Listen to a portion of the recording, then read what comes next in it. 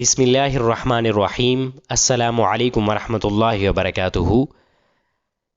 آج کا شرعی مسئلہ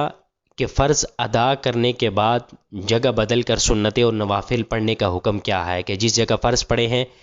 اس جگہ سے ہٹ کر اگر ہم کسی اور جگہ سنت یا نوافل پڑھتے ہیں تو اس کا کیا حکم ہے۔ جس جگہ فرض ادا کیے سنتیں اور نوافل بھی اسی جگہ ادا کر سکتے ہیں،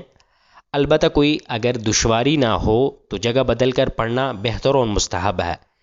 تاکہ زمین کے دیگر حصے بھی عبادت پر گواہ ہو جائیں۔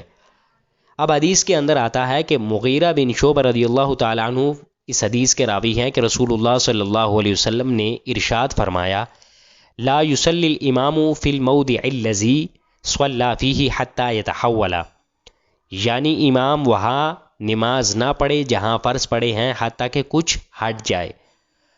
اب یہ جو حکم ہے امام اور مقتدیوں دونوں کے لیے ہے کہ جہاں جماعت سے فرض پڑھے ہیں وہاں سے کچھ ہٹ کر سنتیں وغیرہ پڑھیں، مگر چونکہ زیادہ بھیڑ میں مقتدی نہیں ہٹ سکتا اس لیے صرف امام کا ذکر حدیث کے اندر فرمایا گیا۔ یہ حکم استحبابی ہے، آپ اس کو کبھی بھی واجبی یا فرض نہ سمجھیے گا،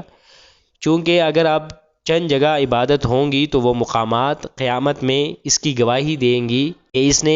یہاں پر ہم پر نماز پڑھی تھی یا عبادت کی تھی،